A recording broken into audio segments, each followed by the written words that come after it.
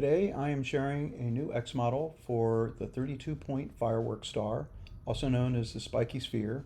This X model is known as the Spikey800 because it has 800 individually addressable lights. It has been custom made for xLights, and this is something new and exciting. Let's go and have a look at where you can find it now. We will go over to a web browser, and we are in here. I'm already there, but we'll do it again. If you go to bit.ly/fs, that's a capital FS, -xmodels, that will bring you to the directory where all the Firework Star X models and add-on effects are shared. And if you go under X models, I have not loaded it in here yet, but there will be a V4. And within that V4, you'll be able to find the X model. And with that, let's go and act as though we have just downloaded the file. We'll come on over here. When you download the X model, it will be a Spikey800D v4.zip. And when you open it up, you will see a directory structure that looks like this. There is a lengthy set of instructions that explain all the details that you need to do to source the right parts, to print them out, to build your star, and then to download and start using the X model. We've also got the actual X model itself, and then we've got directories for the presets, and we've got a directory for some sequences. We have the XYZ, which is the way you navigate. Make sure that the Spikey Sphere is oriented correctly. There's a demo, and then I included two of the add-on effects, the jellyfish, which I started sharing with the version 3, and a new one now, which is the Chrysanthum palm, which I have posted out on YouTube a little bit for people to see some of the exciting things with it. And so that's what the directory structure looks like. And with that, let's just come on in, and we're going to go on and install one into a new blank layout. Now from here, what you can do is click on the 3D, and then from there we'll click on import. We will put there, and we will select the Spikey800D v4 X model. We will open it up. We will say yes to import aliases, and there we go. We have it. Let's also go on, and we're going to create a rocket here, and we will attach that or make it look like it's attached to the star. Okay, we have that there. We'll come over here and we will rename it. We won't change the alias of that. And with that now, we have got a Firework Star that we can begin to explore and to make use of. Also take a quick moment here and highlight some of the key pieces here of the instructions document. I'm bringing up here a quick page of what the PDF looks like, and it talks a little bit about what the star is, a little bit of details with regards to how you seat up the spokes for it. We have some of the things that are new with us. So what's new for the version 4 is there is a new submodel called half up tilt. So this is similar to the half up that was released in V3. It is actually a rename from something that had been called the full submodel before. It's the top half of the star. With this now, you can see that top half at various angles. We've also got something called the palm effect. It doesn't light up all of the spokes. It lights up just some of them. And the intent here is you can have a couple of different palm effects to light up some of them, kind of simulating like a palm tree type of effect that you might see with the pyrotechnic equivalent.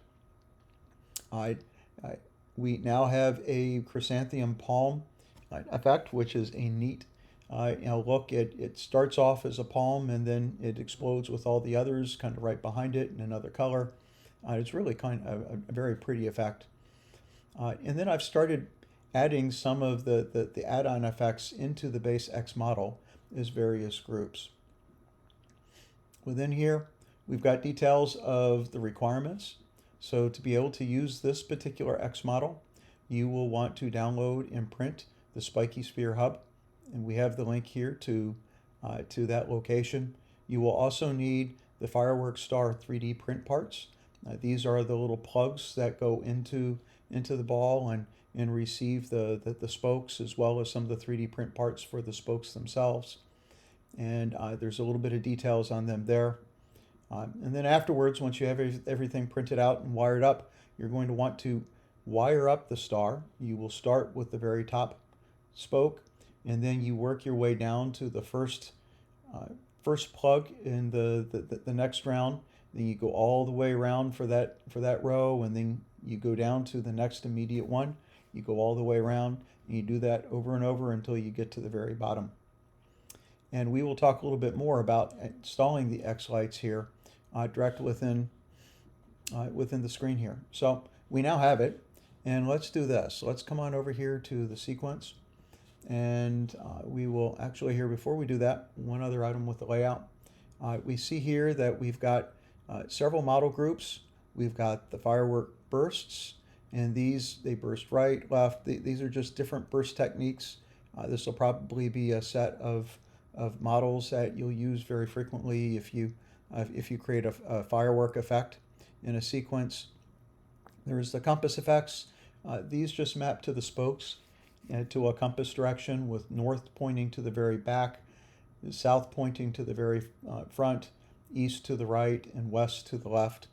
And then you've got the pluses and the minuses. Plus means it's not on the level plane, but it's aiming up, and the minus means it's aiming down. We've got Connect 1. This is a special submodel or model group that is set up.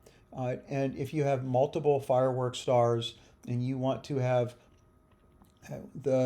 let's say you go west, you want to have the one aiming from the left on one firework star, and you wanted to receive it into the one that's on the right of the adjacent firework star, what you can do is you put them into this Firework Star Connect model group, and it's a good way to be able to see those connections between the various firework stars. There's a set of ring effects. These are the submodels that have the greatest affinity towards creating interesting ring type of explosion effects.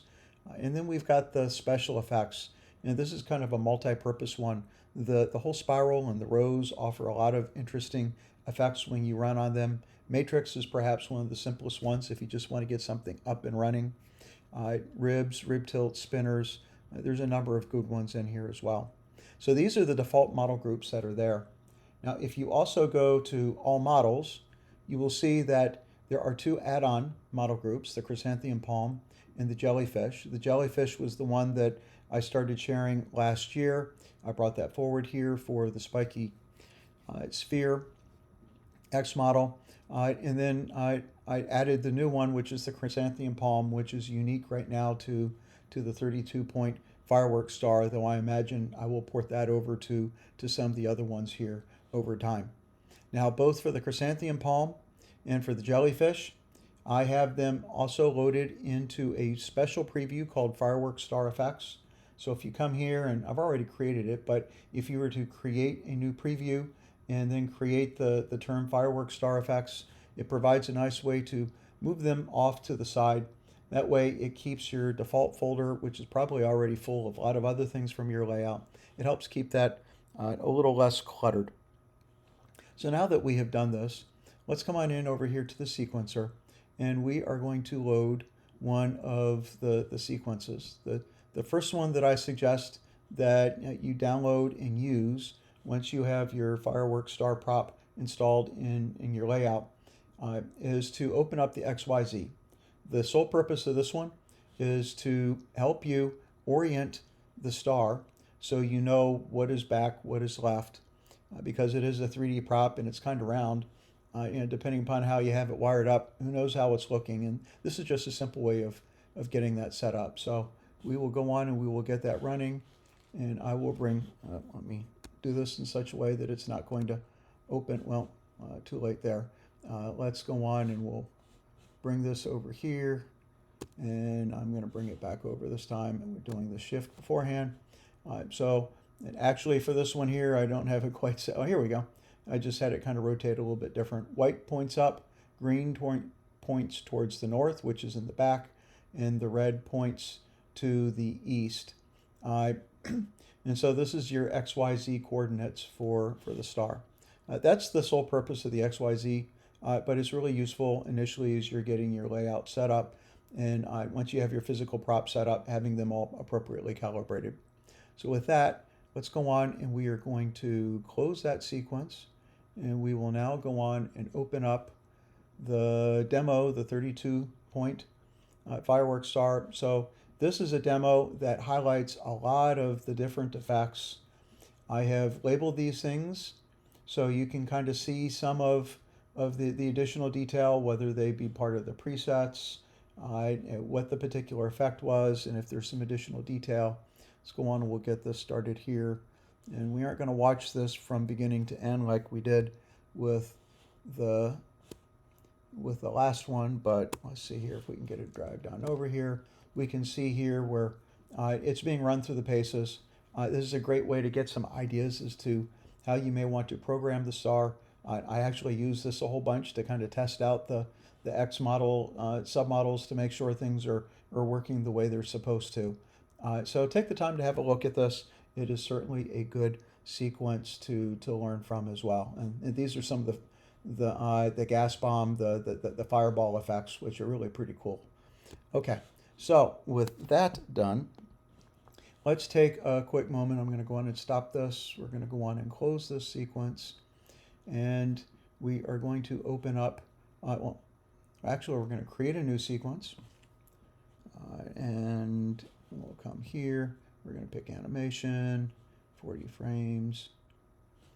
Okay, so when you first come on in here, one of the things you'll want to do is to load up your effect presets. And I've actually got them all loaded up here. But what you can do is if you go to Import, and then you go into the presets directory, you can just go on and pick all of them up and load them into the various presets, and then you're kind of ready to go. And to be able to see a reference of how you best use the presets, if you go to the instruction manual here and go towards the bottom here, there's a preset reference where I describe each one of the presets, which submodels the preset tends to look and work best with, and a couple of tuning tips as to what you may want to do to get them set up and working the way you like. For this new xModel here, I added something called the Ring Cross 6, and I believe I did I think a spinner ring 6 as well. I added these as 6 because the design parameters of the Spikey Sphere mean it has 6 bisectional parts to the overall star, so you can have up to 6 different rings, whereas the Porcupine Star you can really only have 4.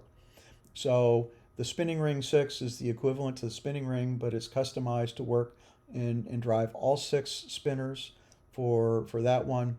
And kind of the same thing for the ring cross. It's set up to do a true cross with it, with rings number 1 and 3, or 2 and 4, or 3 and 5, or 3 and 6. It sets that up such that you get a true cross. If you try to use the one from the Porcupine Star, it'll look more like a cute looking X versus a good cross. So you can see the details there of those, and then kind of jump to the next piece as we get into it. You also now find some information. I front loaded here the jellyfish, as well as information on the chrysanthemum palm. And for the chrysanthemum palm, for example, here, it uses 3 of the whole spiral group and 3 of the palm 1 group. And so what we're going to do now is we'll come on over here and we'll open this up. We're going to have to get this set up first. So I need 3 of each. So we got 3 of the palm. We have got 3 of the whole spiral. And at this point, what we can do is, and we'll give ourselves just a little bit of room for a rocket blast afterwards. We'll come here. We will pick the presets, and the presets have hidden themselves behind one of the screens here. I think it's, here we go. This is, let's do this. I'm going to move that off to the side so we can see the screen here again. We will bring this on over, and we will pick the chrysanthemum palm. We can see here it's across 6 layers. Everything's all set up. We will apply the preset. We will go OK, and here it is. And we will now go on and create a rocket. Let's find the string effect. We'll come on over here to the rocket, And we'll just set up a simple little rocket here. So we now have that all set up. Let's go on and render. We will pick all this stuff here. We will go on and set that on auto repeat. We will bring this over here, and we can see the shooting up of the firework, and then we have the yellow palm, which is some but not all of the spokes that light up. And then it follows up. It's kind of faint looking, but there's a whole bunch of blue in this particular one. It's really, it's quite a pretty firework effect that's out there. So that is the new Chrysanthum palm.